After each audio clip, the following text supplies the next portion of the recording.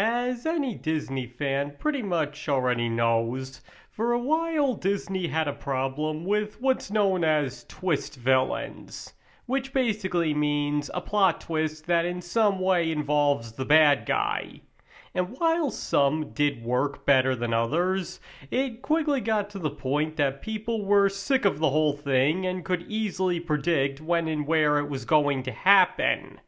However, this has also led some to debate about who exactly the first twist villain was and what precedents they ended up setting afterwards. And today, I'd like to try and put this debate to rest as best I can. Who was the first true Disney twist villain in the era that they came to dominate?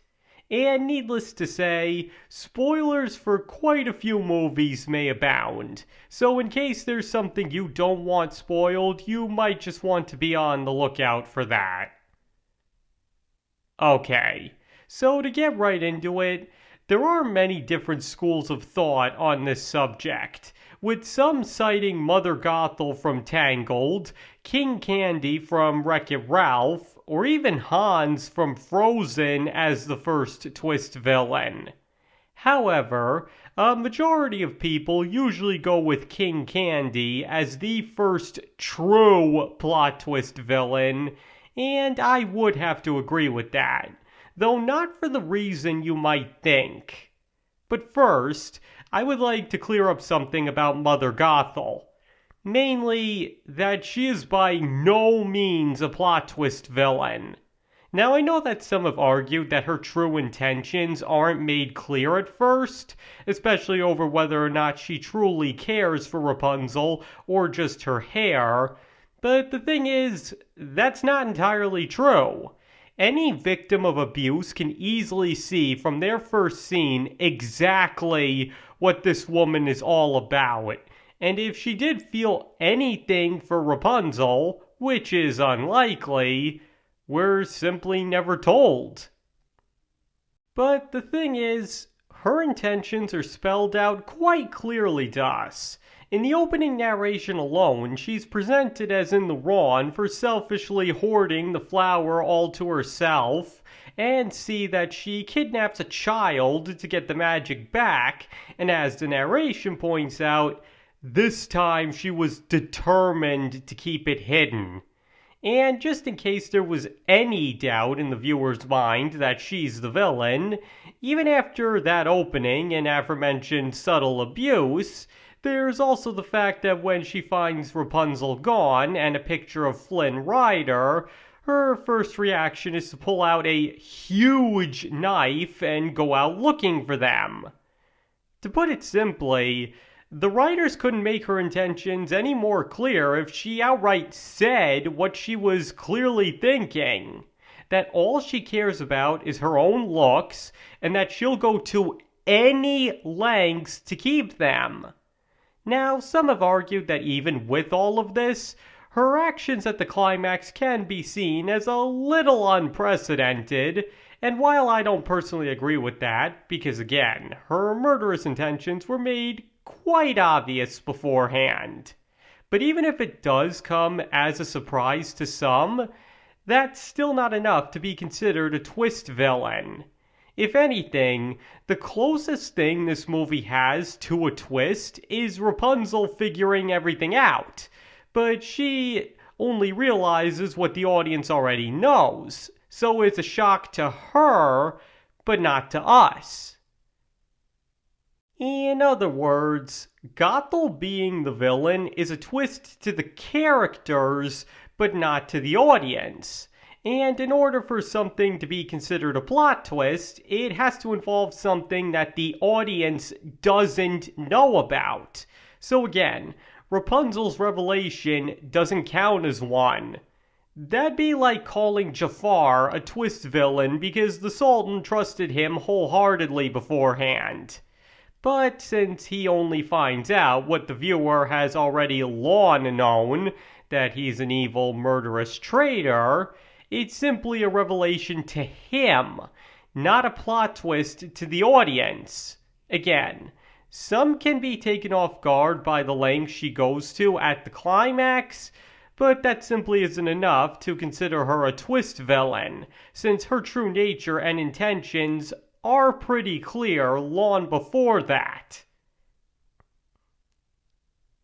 Now, as far as King Candy goes, he is most certainly a twist villain, alright, but not exactly in the traditional sense. Because in actuality, the plot twist doesn't come from the fact that he's the bad guy. At first, he simply looks like an eccentric leader, but it's actually made obvious very quickly that he's the biggest obstacle for Ralph and Vanellope, and his happy camper persona gives way to a desperate and calculating figure. Sure, he's briefly able to throw Ralph and the audience off the track through an elaborate lie, but even then, once it's revealed to just what extent he's taken things is not necessarily surprising. Somewhat shocking? Definitely. A plot twist? Not so much.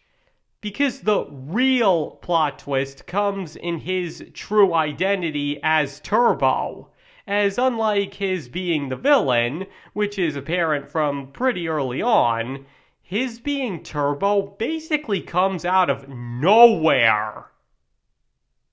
And that's where the geniusness of this movie really lies. The audience never sees it coming, but it makes perfect sense in retrospect, as all great plot twists should. Because Turbo's story is mentioned seemingly to show what's really at stake with Ralph's game jumping and to give the viewer an idea of how dangerous it actually is. And at first glance, it doesn't seem to be setting up anything else. And at the same time, we have King Candy, who absolutely despises Vanellope and will go to any lengths possible to keep her from racing. And again, this quickly puts him and Ralph at odds with each other, but it also makes the audience question why he is so determined to prevent her from racing. Then he seemingly provides a solid explanation for it, only for that to quickly be revealed to be a lie, at which point you're simply left wondering what is up with this guy. And then, out of nowhere, it's revealed that he is Turbo, and suddenly all of his previous actions and behavior make total sense. Again, it is honestly the perfect way to incorporate a plot twist into a movie. But the point is, the big twist centers around King Candy's identity, not the fact that he's the bad guy. Again, it's made pretty clear pretty quickly that this guy isn't exactly good news, but the fact that he's Turbo isn't even hinted at before the big reveal. And then we get to Hans, who's definitely the most conventional twist villain of the three. Everybody thinks he's one of the good guys, then out of nowhere at the climax it's revealed that he isn't. Now, how well he was done is a matter of debate, but that's not what I'm discussing here. The only point that's relevant here is that Hans, as well as the villains that succeeded him, Professor Callahan and Dawn Bellwether, were all true twist villains. The audience thinks they are one of the good guys as much as the characters do, and the reveal that they aren't is at least supposed to come as a complete blindside, similar to King Candy's reveal as Turbo.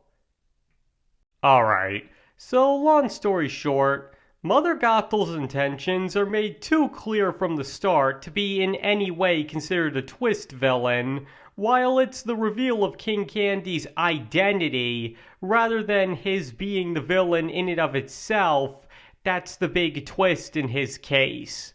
So while many would consider him the villain that set the precedent for the twist villains that followed, which I pretty much do agree with, it's obvious Disney learned the wrong lesson from him. Because again, what made him such a great villain is that he was well written, funny, was the bad guy from the start, and the reveal of his identity comes as a huge shock, but has enough foreshadowing to make complete sense in retrospect.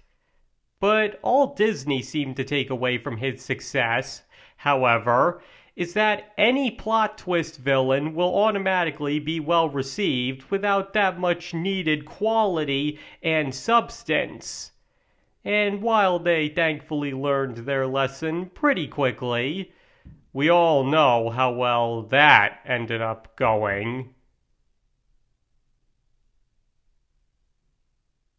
Okay, I think that's everything I wanted to cover. So now I'd like all of you to share your thoughts. Who do you believe was the first true Disney twist villain?